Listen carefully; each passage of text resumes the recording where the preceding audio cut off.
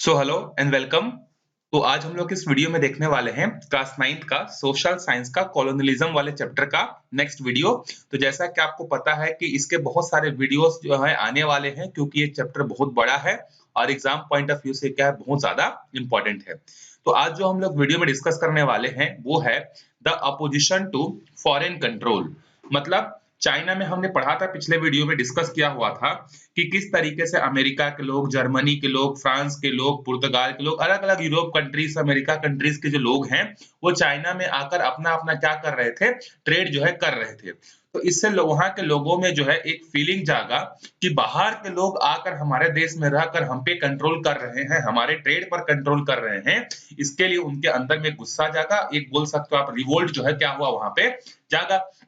अब सिंपल सा बात है कि आपका घर है और आपके घर में बाहर से 8-10 लोग आकर रहते हैं और आपके घर में क्या सब्जी बनेगा, क्या क्या खाना खाएंगे, कौन कपड़ा पहनेगा, कौन क्या करेगा, ये सब अगर बाहर के लोग डिसाइड करेंगे तो ऑब्वियस सी बात है आपको गुस्सा आएगा कि नहीं आएगा? तो आएगा। तो यही चीज जो है चाइना के लोगों के साथ भी हुआ, उनको भी गुस्सा आया कि बाहर के लोग आकर हमें कंट्रोल कर रहे हैं करके। तो इसी को हम लोग यहाँ पर डिस्कस करने वाले हैं।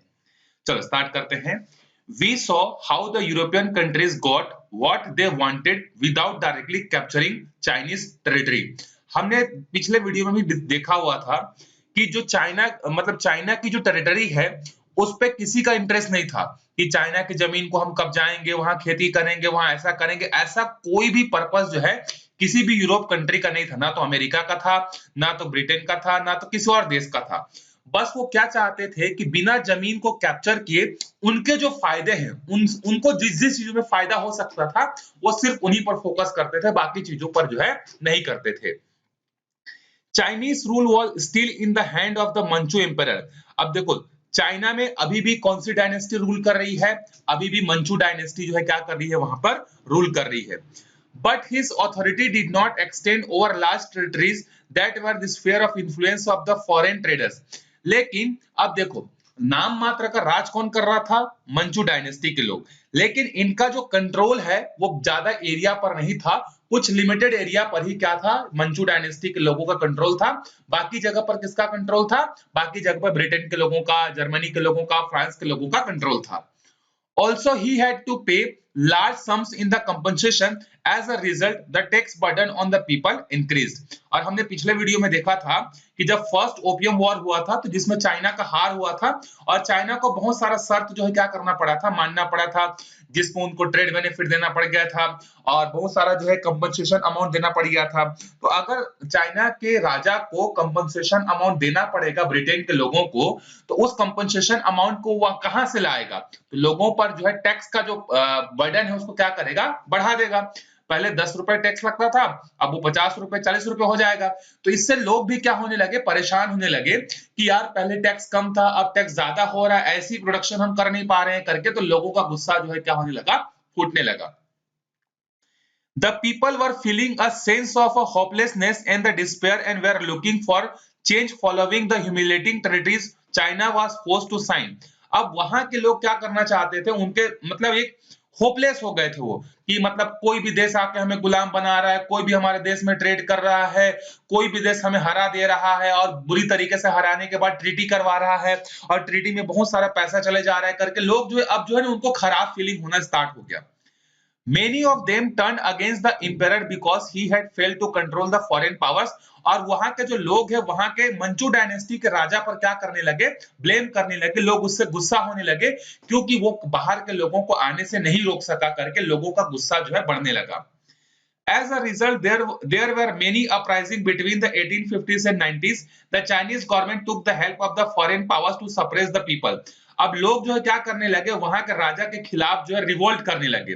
1850 से लेकर 1900 के बीच में बहुत सारे रिवोल्ट हुए और इन सारे रिवोल्ट को दबाने के लिए जो चाइना को उस समय का जो मंचू डायनेस्टी था, उसने जो अमेरिका, ब्रिटेन, जापान के जो भी लोग थे उनका क्या करने लगा, हेल्प लेने लगा कि हमारे यहाँ जो रिवोल्ट हो रहा है उसको सप्रेस करने में क्या करो, हेल्प करो करके। One group of Chinese officials tried to take China on the path of modernization. They felt the European power were successful because of their superior armies and the weapons। अब देखो China में एक class ऐसा था या एक group ऐसा था जो काफी ज्यादा पढ़ा लिखा था, जो ऑफिसर्स रेंज के थे। अब इनको एक चीज समझ में आ गया था कि बाहर के जो लोग हैं वो हम पे कंट्रोल क्यों कर पा रहे हैं, क्योंकि उनकी आर्मी मॉडर्नाइज है और उनके पास मॉडर्न वेपन है। तो अब ये भी सोचने लगे, they tried to establish modern armaments factories in China but their efforts were not very successful. अब ये जान गए थे कि बाहर के देश चाइना पे कंट्रोल क्यों कर पा रहे हैं, जबकि चाइना की पॉपुलेशन तो उस समय दुनिया की सबसे ज्यादा पॉपुलेटेड वाली कंट्री थी। तो उनको समझ में आया कि बाहर के लोग जो आए हैं उनके पास मॉडर्न टेक्निक्स है, मॉडर्न वेपन्स हैं। तो ये भी सोचने लगे कि अब अगर हमें भी अगर इन लोगों से फ्री होना है तो हमें क्या करना पड़ेगा, हमें जो है नया नया वेपन्स, नए नए टेक्नोलॉजी को एक्सेप्ट करना पड़ेगा। और ये कोशिश भी किए, लेकिन कोशिश करते करते क्या हो गई, ये हार गए, ये उस पे सक्सेसफुल ज्यादा नहीं हो पाए। The poor peasant and worker form a secret organization called the Society of the Radius and the Harmonious First to oppose the special right granted for the foreign powers. अब जब ऑफिसर्स लोग जो है काम नहीं कर पाए तो जो छोटे छोटे किसान जो थे, जो वर्कर्स जो थे, उन्होंने एक सीक्रेट ऑर्गेनाइजेशन बनाया जिसको उन्होंने क्या नाम दिया, society of the righteous and harmonious feast, ये नाम उन्होंने दिया। The society, which was popularly called the Boxer Society, believed that the people could become the invincible and the even withstand bullet in the battle if they did some special physical exercise. अब देखो, इनके groups को एक special नाम दिया गया जिसका नाम क्या था, बॉक्सर ग्रुप था। ये बॉक्सर ग्रुप जो है इस बात पर यकीन करता था कि हम कुछ ऐसे फिजिकल एक्सरसाइज करेंगे, कुछ ऐसी एक्टिविटी करेंगे जिससे हमारा शरीर इतना मजबूत हो जाएगा कि अगर गोली भी लगेगा तो हमें असर नहीं होगा। ये इन लोगों का थिंकिंग था। लेकिन ऐसा पॉसिबल तो है नहीं कि आप कितना भी वर्कआउट कर लो, कितना भी फिजिकल एक्टिविटी कर लो, आप अपने शरीर को इतना तो मजबूत नहीं बना सकते कि आपका जो शरीर है वो गोली को जो है मतलब अंदर जाने से रोक सके, क्योंकि बुलेट में इतनी पावर होती है कि वो एक बार को क्या कर सकता है, एक जो है लोहे का जो स्टील का जो मेटल है उसको भी क्रॉस करके जा सकता है। तो आप अपने शरीर को लोहे जैसा तो नहीं बना सकते, लेकिन इन लोग कोशिश कर रहे थे। और ये कौन लोग थे, यही बॉक्सर ग्रुप थे। The boxers surrounded the European district in the Peking, now called the Beijing, in 1900, shouting slogans like "Hang the foreign devils."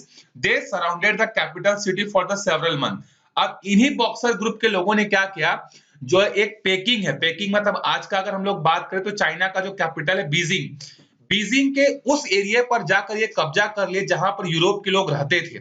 और वहां पर चिल्लाने लगे कि ये जो बाहर के जो दैत्य के लोग हैं, जो फॉरेन के जो डेविल्स हैं, उनको फांसी पे चढ़ा दो करके।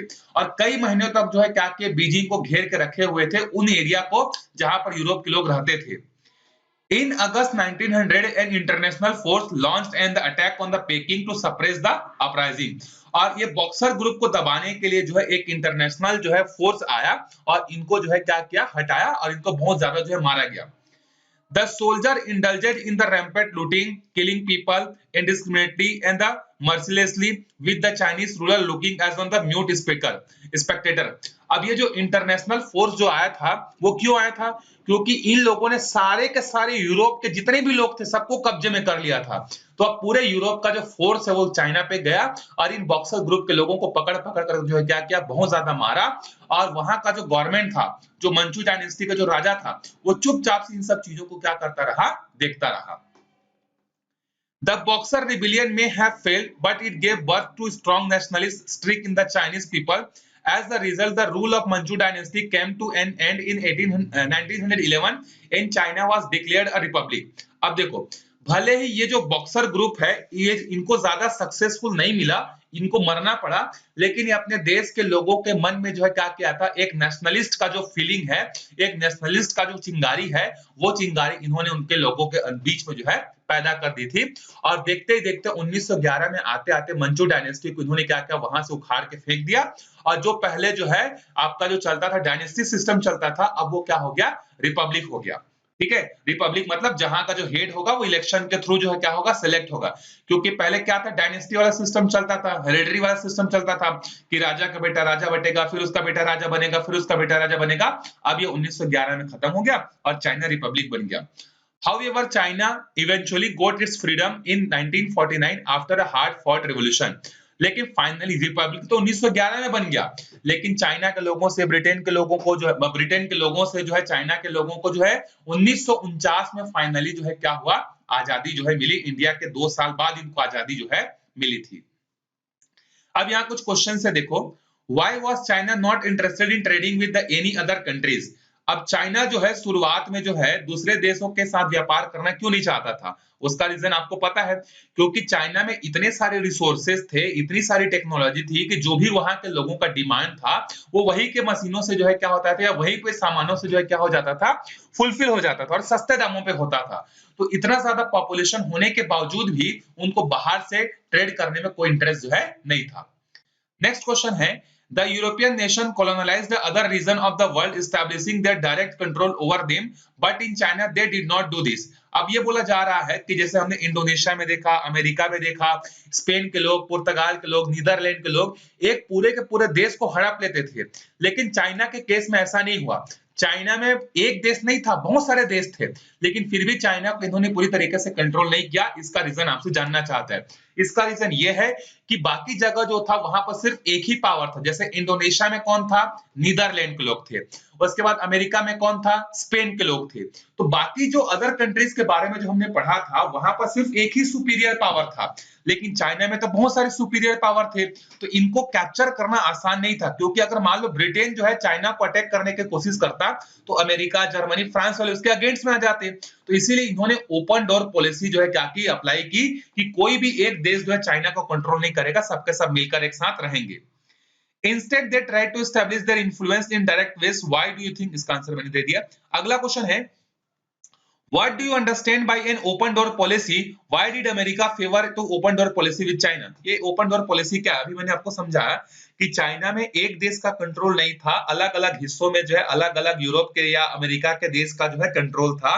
तो ये सब आपस में क्या होते थे, लड़ते थे। तो इस चीज से बचने के लिए अमेरिका ने एक इनिशिएटिव लिया कि हम लोग बाहर के लोग हैं, अगर हम लोग आपस में ही लड़ेंगे तो चाइना को कंट्रोल कैसे करेंगे।